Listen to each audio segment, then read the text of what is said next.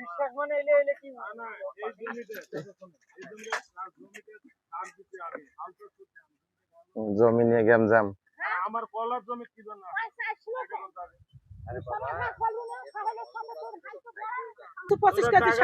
টাকা না নিলে আমি বাবা টাকা মুই যদি তোমাকে না নাও কি মুই যাই তোমার 10 দিন পর না তোরা মো ছাই আমি ও তোমা উঠলে বানাক বেকা টাকা না নিলে তো বাতর আরে আইছো আগে এ ভাবি ইয়াতে দেনকে এ কি আইছো ও ভাবি আইছো আইছো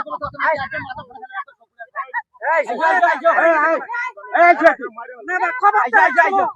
আইছো ভাই খবর আরে আইছো আইছো এ ভাবি আইছো আইছো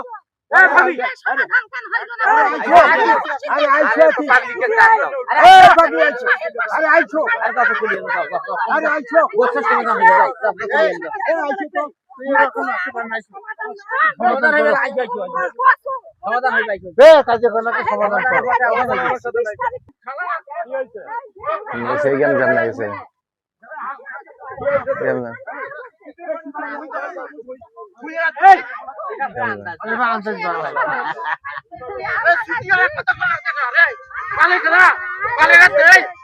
জমি নিয়ে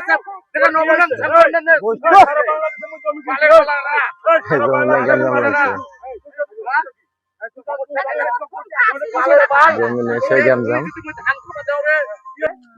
টাকাটা তোমার কত আল্লাহ লাখ টাকাটা বন্ধক হিসেবে থাকো বন্ধক হিসেবে আমি জমি কেন বন্ধক দেব আরে ধোতা আমি জমি কেন বন্ধক বন্ধক করতে কত না তোরা ওয়াট টাকাটা শোধ করে দিয়ে বুঝি করে নাও তো এটা তোর আইন পক্ষে তোর ভূমি তো কিছু হ্যাঁ দা আজকে বলে গ্যামজাম না করেন 21 ফেব্রুয়ারি বুঝছেন ওলা বাসা দিয়ে চুপচাপ থাকো। শুন ওই মানুষের বাচ্চা তোকে 8 টাকা আগে না ওরে 8 মাসের যে তুই টাকা রাখছিল ক্ষতিগ্রস্ত হইছিস মুই যেটা ঠিক আছে তুই সব সময় টাকা রিটার্ন দেই যে এতগুলো মানুষ আছে তুমি টাকা নিয়ে যাও মই টাকা ও এই জন্য টাকা নাই রিটার্ন নিব তো কখন তুই দিব এক বছর নিব রিটার্ন তুই মোটে টাকা চাস কি জন্য ওই জমি টাকা চাস কি জন্য তাহলে রিটার্ন যেহেতু চলে এক বছর এক বছর পর কি জন্য মুই নিম তো এই মুহূর্তে তুমি 500 দিবা পারবে তুই দিবা পারবে এই জমি দাম তো হবে তখন 42,000 আসো মুই আবাদ করি আর আবাদ না হইলে তোর বাপ 1 মাস ডেট নেবে না 2 মাস ডেট নেবে কয় তারিখে দেবে ওই ডেটে টাকা দেবে 6 তারিখে নিম 40 মণ ধান নিম তুই চাচা শোন যেটা হইছে গ্যামজাম মিশনাতে লাগছে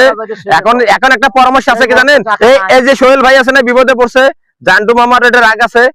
ওর টাকাটা মাঝখানে হেরসানি হচ্ছে অথবা একটা কথা কি জানেন তোরা 2-3 জন ওর কাছে আবার বসো মুই মনে করছ বসে যাইবে তো রাইতে যা বসে ভুই এঙ্গে থাক এঙ্গে থাকলে সমাধান আসবে যে ভুই তুই নে সোহেল বিকাইবে সোহেল দেয় না দেয় সেই মুই বুঝিম ঠিক আছে তোর